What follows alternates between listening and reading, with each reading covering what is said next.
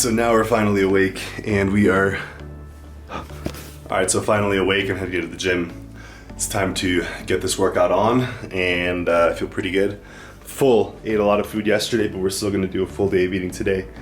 So meal one down, pretty hearty cup of oats. I'm gonna take my antibiotics when I come back and maybe touch on what I learned about amoxicillin, how I've been doing training on it, etc. So I guess it'll be a full day of eating and explaining to you guys how to train on antibiotics, what probiotics to take, what to look for in your probiotics, and some of the studies and some of the important things about antibiotics and some of the research. And intertwined, we'll put in a couple highlights from my upper session today. We're doing a lot of new things today for upper body, finally. Those details. Oh, I hit snooze. Anyways, I forgot what I was saying, but it's gonna be a good video. We're gonna go train. I'm gonna cover some of it. Let's ride.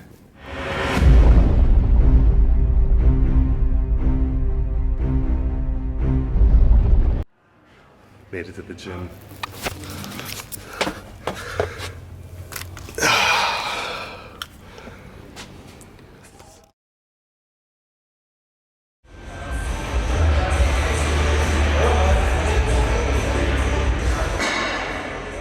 Alright y'all, how's it going? Welcome to another video. And the battery's running low and we are doing a full eating day today. So we're just gonna do this voiceover once. It's gonna be about 10 minutes because there's a lot to update on the upper body. So started with my band warm up here, which my doctor didn't necessarily say to do these anymore, but he prescribed so many different things each week that I kind of have like a big toolbox of exercises, so to use them all every day is not necessary, nor is it doable. So I started with just the green TheraBand pull-aparts and things like that, and then the one-arm rotator cuff warm-up, supraspinatus warm-up, which gets me pumped and sore in my right arm, so took a few minutes off after that.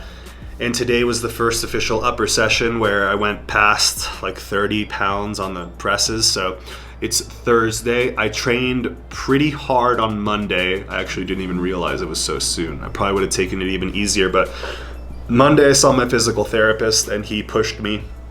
We did 30-pound one-arm presses, which I did today as well, but we only did, we did some barbell rows also. It was a good full upper body session and I was really pleased with how everything went and being dismissed and everything, released from therapy. So it's really just up to me to take all the things he taught me, which was more than I really even did in the gym entirely. I learned extra, so it's gonna be just different training from now on. So for now I'm enjoying the floor press and doing basically the things he's shown me to do, and all we're gonna do is increase my strength on these exercises until I feel like I'm 100%, whatever that means. So if that means doing 70-pound dumbbells and that's it, I'm healed, or does it mean getting to 100-pound dumbbells and actually progressing on this movement and then maybe going back to something like a bench press? But for me, the reason I did the bench press was to increase the size of my triceps, and the reason I did the standing barbell overhead press was to increase the size of my triceps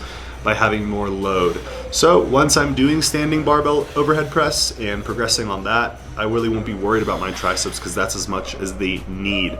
So yeah, it's gonna be just, the opportunities and the options are basically endless, which is great because I come from a background of basically only preaching to do compound movements, which I still agree with, but well, I don't agree with it anymore. Only doing compound movements isn't very good, and now for the next several weeks we'll be getting into why that is. So very potato angle here on my first set with 60 pounds, but I felt great. It was my first time touching more than a 40-pounder on presses, and I was able to go up to 60, and because I'm not able to throw the dumbbells out of my hand or really force a lockout like I would with a barbell, or I'm just choosing not to do that, my shoulder is not coming forward and at risk. So if I just stay tucked and just press without a hard lockout and I just finish the range of motion, then I don't see how I could ever re-injure that again while pressing. So it really was a freak accident. It was just catching the barbell on an incline angle and it was just a little too far forward and just tore right off. So we'll never be doing any high incline barbell presses again. I'd like to do some, 15 to 30 degree incline stuff, but again, I have so much to do. The rest of my year is going to be occupied with just perfecting all these exercises and learning about them. And I'll be, God willing, starting school in August, so I'll be able to take all this experience, and from then on it's just going to be an extremely exponential rate of learning. And yeah, really pleased overall. So I got an angle here from the front, figured it was mildly appropriate just to see how the body's working. And it looks like the dumbbells aren't very even, but I think that's just from where I'm holding the dumbbell in my right hand. So I think everything else looks solid. Legs are fine, chest looks like it's working, and yeah, I really like this exercise. I didn't like it so much with a barbell because the dumbbell, I feel like I can bail out easily, whereas a barbell, just having it like fall near my face or anything, I don't think it would hit me, but just dropping the bar on a floor press is scary. I'm not sure if it clears me, where it clears me, but having dumbbells in your hands is just very not intimidating at all because I can just let go and they fall on the ground right next to me. So that's it. I'll let you guys watch a little bit of the last or end of the set here, and I'll kind of comment on it and see how I felt, and then we'll get into the accessory work. So this was the main kind of meat and potatoes of the workout, but there's still so much more to go, and I'll introduce some new things to talk about for you guys too. Alright guys, that's a beautiful thing. We're set to 12, let's move on to these one-arm overhead presses. Interesting exercise we're about to get there.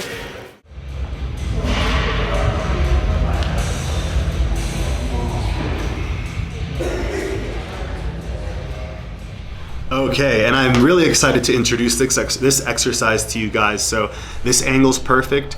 You can see that I'm not standing fully erect. I am, well, my anatomy is erect, but I am tilted forward and pressing against that easy bar. So this is not where you want to do it. It's better to do it on a wall, but I was trying to film for you guys, so this is just what worked out. What I'm doing is making sure I don't bring the dumbbell in front of me like I would on a, compound bench press. I'm flaring my elbow to be more or less in line with, if there was a wall behind me, and simultaneously pushing with my wall hand. So we'll call the hand touching the easy bar the wall hand. You're gonna approach a wall, 3-4 feet away, extend your arm out, and then give yourself a few inches to lean forward. And then when you get a grip on the wall, you bring your dumbbell and you press. And while you're pressing that dumbbell up and behind you, you're pushing away on the wall. And you want to push as hard as you can within reason. So if you find yourself kind of resting and getting the reps out, you dig and you push. And then you push the opposite way with your other hand. So it's a really good, I forgot what my physical therapist called it. It's just it's obviously, there's two directions of force. You're pushing away and you're pushing down. So it's kind of like, makes it a semi-compound movement. We can all throw more weight over our head with two hands than with one, but when you're doing this, it's kind of bracing, but it's not any easier because I think leaning and pressing, instead of being able to work your whole shoulder in unison, you're really isolating some of the rear rotator cuff muscles. So your primary movers aren't as primary, their job becomes a little less important, and the rotator cuffs get maxed out.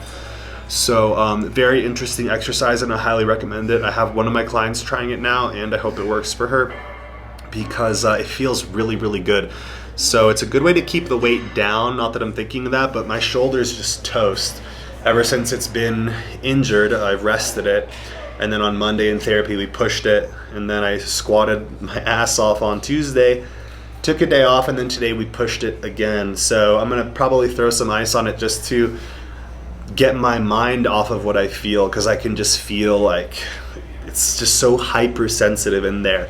If someone, bumps up, or if I sneeze and I feel like, something, I'm like, oh, I can feel whatever. So it's really uncomfortable, and my knee is, out of the picture now. I don't feel it, but everything just feels so sensitive up here, which is why I'm rubbing it like I have a nervous tick, because it feels really good, really good to rub it. But yeah, I was really happy with how my body felt today. The shoulder's still, I don't know if it's the road, it just doesn't feel as good as the knee, but it's been only 4.5 weeks since the tear.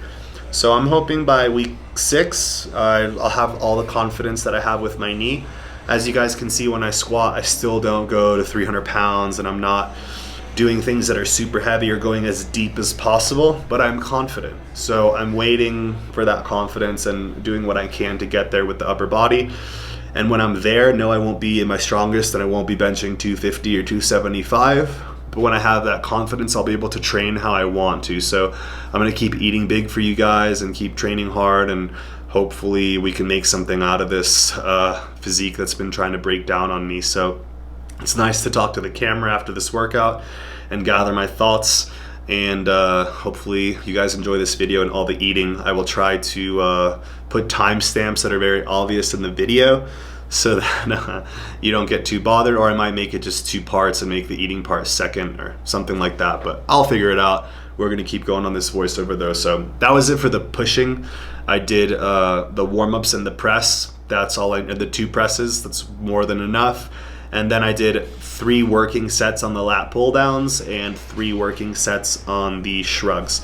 I think I pulled down 90 pounds for my 3 working sets, and I did 60 pounds for my 3 working sets of the dumbbells. So overall, not a lot of volume and not a lot of intensity. There was the pushing that really was intense, especially that 1-arm dumbbell overhead. It's aggressive. But the shrugs were fine and the pulls were fine. I wanted to take it easy. So I don't know if my next training session might just be a pull day, or I might repeat what I did on the pushing and then increase the pulling. But I'm at such a slow starting point that I really can do whatever I want. So it's fun, but I'm eager to get my body back to where it needs to be and back to being healthy. So we did the 2 presses, the 2 back exercises, and then a little circuit of 3 exercises. I did face pulls, which my physical therapist finally taught me how to do. I've been watching people do face pulls forever and I never knew how to grip it or what to do. And the key is to grip it overhand, and when you get to your face, try to turn your thumbs out a bit. So instead of doing this, that might be kind of awkward looking, or grabbing it and pulling towards you, you want to grab it here, watch my thumbs, you pull here, and then the last few inches of range of motion, you do this. And that is going to kill your part of your rotator cuff, which you don't feel when you just do it when you're rowing it like that. So bring it like this overhand, and it's huge. Okay guys, try that and lower the weight a lot. So face pulls, bicep curls, and rope press downs. Nothing special here. I'm not going to talk about these at all. I'm happy to do them because I want to train, and since my joints have rested so much, my connective tissue is fine, and my compound movements are non-existent, my body's enjoying the actual isolation work. So, but I went on my knees. It's like a little less stable, right? I don't know, but felt great, and that's it for the workout.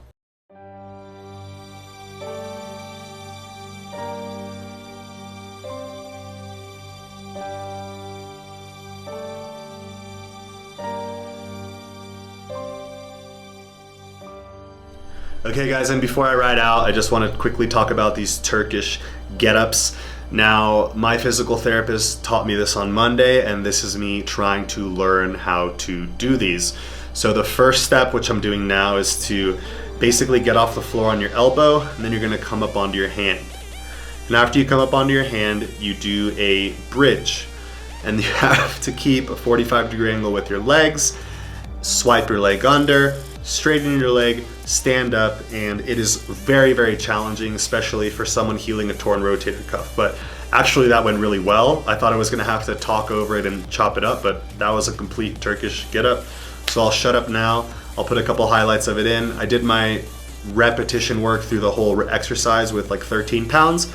Then I just did a couple sets with 18 pounds for my right and left side, 1 side each. But yeah, these are no joke, and they're sweet. So I'm gonna keep doing these and get athletic. Peace guys, it's time to eat. Alright, so I think that was the 13-pound kettlebell, just pretty damn light.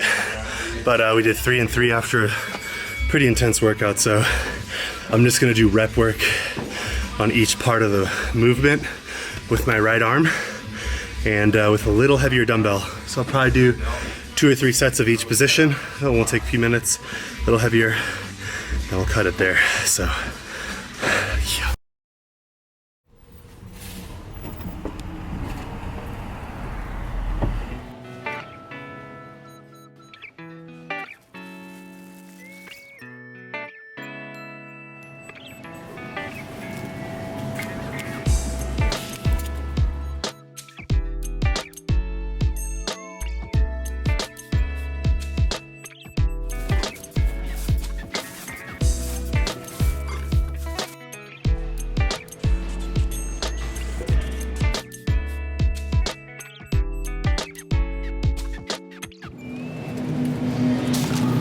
Alright man, appreciate it. See ya. Pet recommendation though. Fire. 10 out of 10 would recommend those yogurts. And shout out to the dude that works here. Recommended them to me when I first got my antibiotics, but it's awkward to film in here. So let me show you those probiotics when we get to the crib.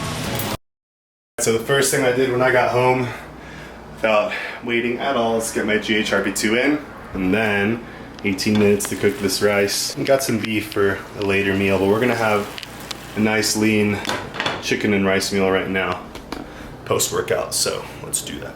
Alrighty everyone, it's about 11:30, workout's done, we're on meal number 2, and I'll be taking my antibiotic now and then again at 11:30 p.m., 12 hours apart. The probiotics are away, and the other drugs or medications are away from your ingestion of oral antibiotics, just to make sure the killing of bacteria doesn't interfere with any of the drugs, hormones, supplements, medications, whatever you're taking as well. About 40 protein from chicken, 50 carbs from rice, and just a little bit of spinach. What I want to talk about here is training on antibiotics. One thing that was most upsetting to me when I got prescribed antibiotics was the possibility of tendon rupture. Now what I have here is Augmentin.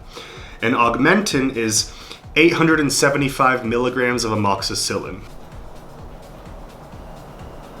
Amoxicillin is a class of drugs known as penicillin, I believe. There's no correlation between tendon rupture and antibiotics like this that primarily work in the nasal respiratory passages, and they target certain bacteria. So it's kind of a misconception, and we've been kind of, lied to slightly. But when you do a quick Google search and a little bit of research on tendon rupture and correlations with antibiotics, you find a different class of antibiotics and another type of drug called Cipro, but drug names are irrelevant. It's the classes and the active ingredients, and what we see here, fluoroquinolones cause tendon rupture. So fluoroquinolones are another type of antibiotic, which has been linked to a much higher increased risk of ruptures. What is one problem about an antibiotic like this is a lot of times the bacteria augmentation in your stomach and your gut can cause severe intestinal distress. We'll cover that a little bit later in the next meal about how to handle intestinal stress on antibiotics. We covered the training, go for amoxicillin, penicillin, stay away from fluoroquinolones and Cipro and any of the other drugs that contain them. There's a few.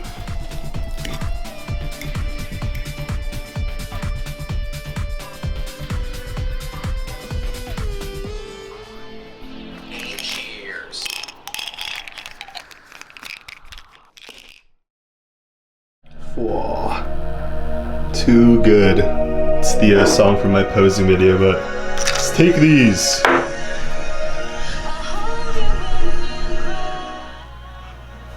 Alright everyone, so editing this video up, and what I wanted to show you guys is the probiotics that I am taking. We're going to cover what's second most important, the gastrointestinal health, which is extremely important. It's been 1 hour and a half since I took my antibiotics, so I'm hoping they're out of my system enough.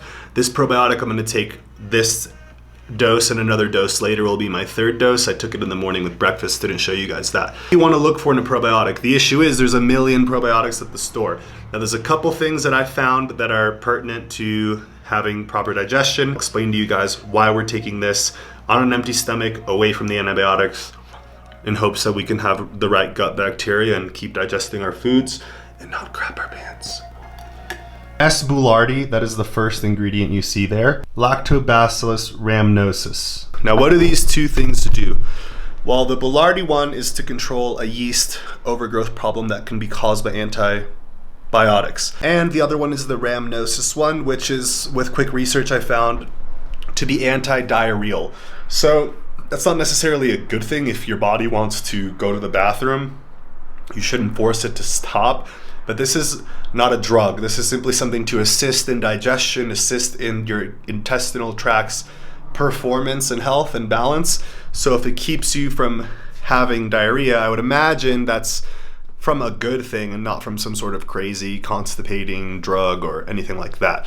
So again, the way you want to do the probiotic is take it away from your antibiotics. So let's say your antibiotic schedule is 10 and 10, 10 a.m. and 10 p.m.